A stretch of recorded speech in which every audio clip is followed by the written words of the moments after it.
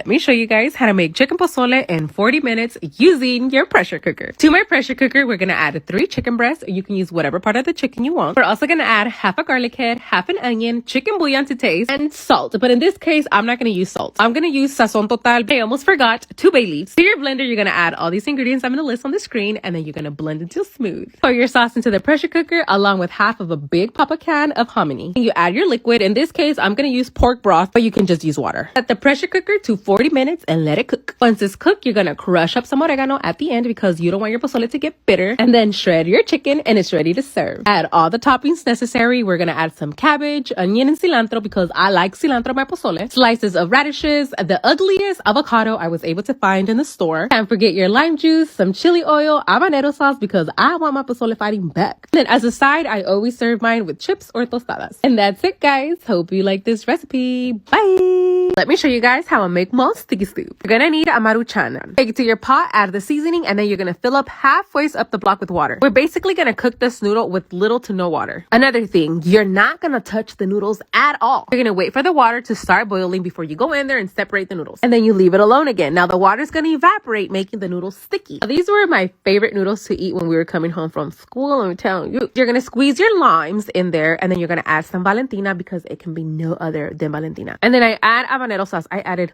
way too much habanero. And you give it a quick mix, and that's it, guys. That is how you make sticky soup. Now you can either eat it like this or put carbs on top of carbs and eat it with a tostada. That's how we ate it, and it's so freaking bomb. Now, according to my sisters, I don't know if I was really the best sticky soup maker or they were just telling me that so I could make them their soups. At this point, I'm thinking that they were just telling me that so I could make them their soups. Anyways, like I said, I put way too much habanero and even had me crying. But there you have it, guys. Hope you like this recipe. Bye! Packing lunch for my husband because your girl is leaving. Now, I know this might sound weird to some of you guys, but every time I go on work trips, I like to leave breakfast, lunch, and dinner for the people, just to give me a peace of mind that these mother triggers are not going to starve, even though I know that sometimes they just go get takeout. So we are going to begin by making them some breakfast, okay? So in a pan, we're going to begin by rendering some bacon, making sure it gets nice and crispy, leaving the fat behind, and then crisping up some potatoes. Now, I burned myself a couple of times making this video, so if these mother truckers don't eat these burritos, we have a problem when we get home. I burn my armpit, then I burn my face whenever I put the eggs in there, but my spirit did not die. I also add some cheese in there, let that get nice and melted. Warm up my tortillas because I cannot tell you guys enough.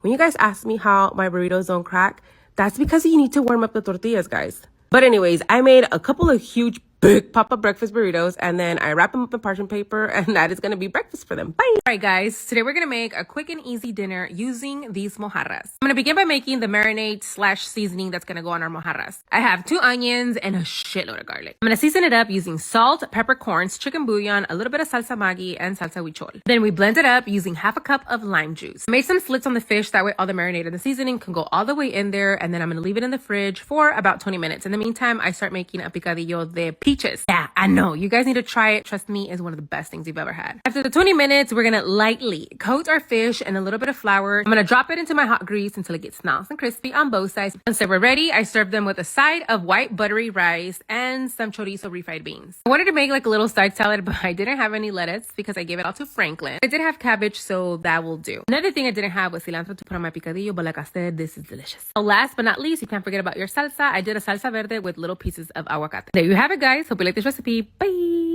Let me show you guys how I make my coquito for the holidays. For those who don't know, coquito means little coconut. So this drink is gonna have coconut. So we're gonna begin by making the tea. To a pot with 4 cups of water, I'm gonna add about 1 inch of ginger. I'm also gonna use star anise, whole peppercorns, cloves, and canela sticks. We're gonna let that tea boil for about 10 minutes before we strain. In the meantime, we're gonna get all of our milks ready. To a bowl, you're gonna add 1 can of cream of coconut. I'm also gonna do 1 can of each evaporated milk and coconut milk. If you can't find the sweetened condensed coconut milk, you can just use regular sweetened condensed milk. I'm also gonna add 1 tablespoon of vanilla, and then we're gonna mix everything together. So coquito has rum, but I decided to make mine a virgin coquito for 2 reasons. 1, I couldn't find good quality rum that I wanted to use for the coquito, and the other one, I was gonna make an arroz con leche for the kids. I did have some rum that was infused with cinnamon, so I thought it would be perfect to soak some raisins for the arroz con leche. And there you have it, guys, coquito for the holidays. Hope you like this recipe. Bye! Today we decided to do a little pumpkin painting competition and made some themed food to go along with the event. So I'm making some eyeball spaghetti. To a bowl, I'm gonna add equal parts of beef and pork. I'm gonna add some Italian seasoning, pepper, and a shitload of salt. I'm not so scared because I'm also gonna add some chicken bouillon. I'm gonna do about half a cup of both parsley and some basil. I'm gonna use fake Parmesan cheese because I didn't have the real one. We're gonna add the stuffing that has been soaking in milk, and then we're gonna add an egg that happened to have 2 yolks again, but you only need 1 egg. After everything has been mixed, we're gonna make our eyeballs. I pop them in the oven at 350 degrees for about 10 to 15 minutes. We're gonna cook the noodles the same way I would make my worms in dirt. Cook the noodles inside of the pasta, guys. Trust me, it is gonna make the pasta taste so much better. I also went ahead and added the eyeballs while the pasta was cooking. That way the eyeballs can get nice and tender in the inside. Added some cheese on top because I thought it was gonna melt super cute, but it did not. I'm gonna add a sliced olive to kind of make the eyeball pop out, literally.